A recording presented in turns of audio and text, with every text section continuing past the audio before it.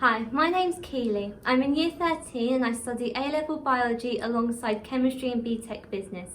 I decided to take this course because I wanted to explore my love for science and to be able to build upon the knowledge I learned in GCSE. Throughout this course, I have thoroughly enjoyed working with advanced technology and building on my knowledge. This course has allowed me to develop confidence in working with this technology and being able to work with other people. My future aspirations are to go to university to become a biomedical scientist and then go into the research field. This course supports these aspirations. A-Level Biology gives me the first steps I need and the knowledge to be able to succeed in this field. Thank you for listening. I hope you find Dr. Noakes' presentation informative. Good evening and welcome to the A-Level Biology presentation at the Sixth Form Virtual Open Evening. My name is Dr. Noakes. I'm one of the teachers that currently teaches the A-Level Biology course, and I'm going to take you through the key parts and components of the course. At Barnwell, we follow the AQA A-Level Biology specification. Now this is important because it follows on from the AQA GCSEs that we offer in combined science and also in separate sciences in biology. Now with an A-Level course, all of the modules that you learn over Year 12 and Year 13 are accessed externally. So you will sit some exams at the end of Year 13, there are 3 in total, in order to get your A-Level qualification. But in addition, A-Level asks you or offers you the opportunity to get a separate practical qualification, what's called the CPAC qualification. Over the course of your 2 years, you'll do about 12 required practicals or assessed practicals, which will be assessed internally by your science teachers and will be externally verified by the exam board. Now, the advantage of this is that this allows you to demonstrate, independent of your A-Level, your practical skills. Although I should say that those required practicals are assessed as part of the exams. Now, in order to study A-Level Biology in the Sixth Form at Barnwell, you need to get a grade 7 in combined science and at least a grade 6 in GCSE Biology and Chemistry.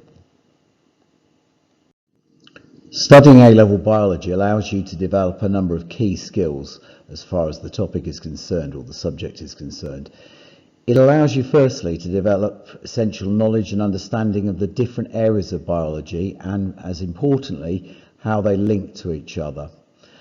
It will also allow you to develop and demonstrate a deep appreciation of the skills, knowledge and understanding of scientific methods.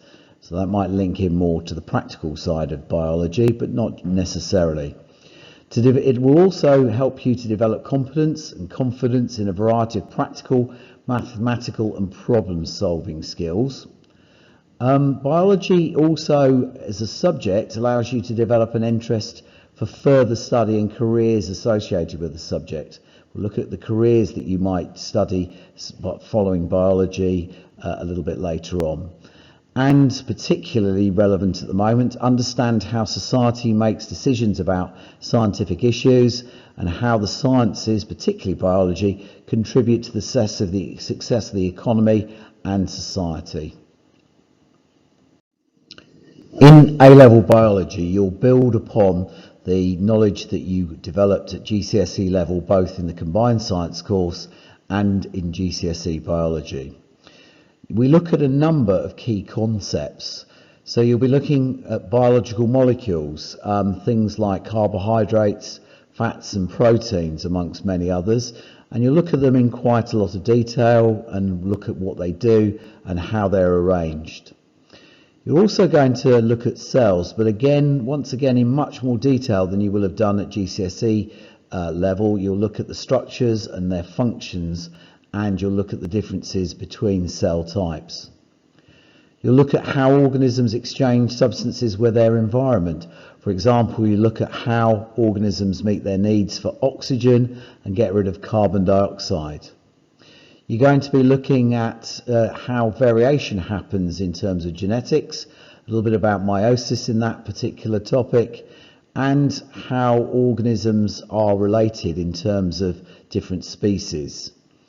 Energy transfers in and between organisms is a more detailed and closer look at photosynthesis and respiration. And the topic on organisms and their responses to their internal and external environment looks at things like homeostasis, plant and animal behaviour and transmission of nerve impulses. In genetics, populations, evolution and ecosystems, you'll look at the interactions between organisms and their environment and how organisms have changed over time.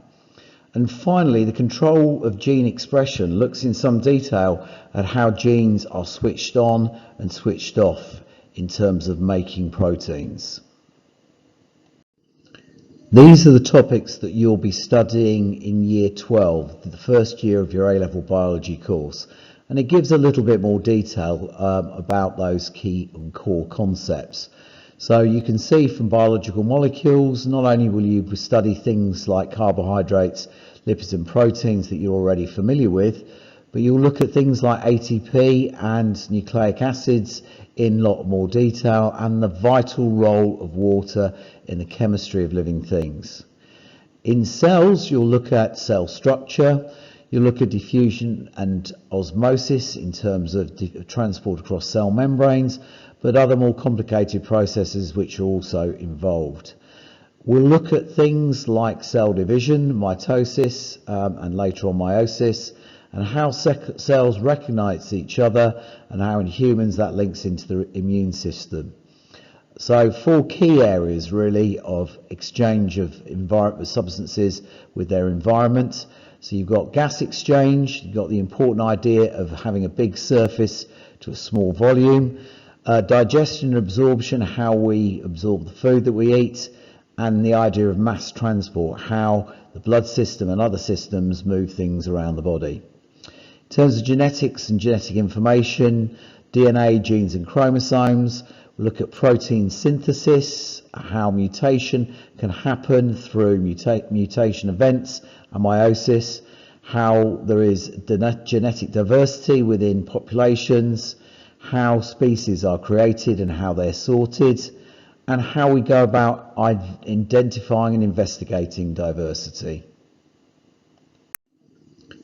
These show a little bit more detail about the topics that you would study in Year 13, the second year of your A-Level course. So you can see at the top in terms of energy transfer, as I've mentioned, photosynthesis and respiration, but also how things flow through ecosystems and how nutrients like nitrogen and carbon are recycled. Organisms and responding to changes in their internal and external environments. You look at stimuli, the kinds of things that the organisms respond to, how they're picked up, how they're detected, how the nervous system works, how muscle contraction happens, and how homeostasis keeps and maintains a constant internal environment. In genetics, populations, evolution and ecosystems, we're going to look at inheritance, how information is passed on from generation to generation, how evolution might cause new species to arise and changes to happen, how populations of organisms behave, and how populations of organisms interact in ecosystems. In terms of the control of gene expression, we'd look at how base sequences in DNA can be altered, how the Genome Project has been used to sequence DNA in human beings, how proteins are made and regulated, how genes are expressed, and excitingly, how gene technology can be used to alter living things to produce useful products or to solve genetic problems. Whilst A-Level Biology is a fascinating subject in its own right, it actually leads on potentially to a number of different careers or jobs.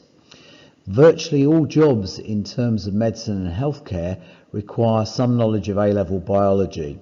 You can see on the screen that nursing and physiotherapy will be amongst them, but also medicine and allied medical jobs would also be included. It would also link into jobs with nutrition. So if you were a dietitian advising people about their diet, A-Level Biology would lead you into that kind of career. If you wanted to go on to university and study the marine environment, you might go on to use A-Level Biology to study marine biology at some further level.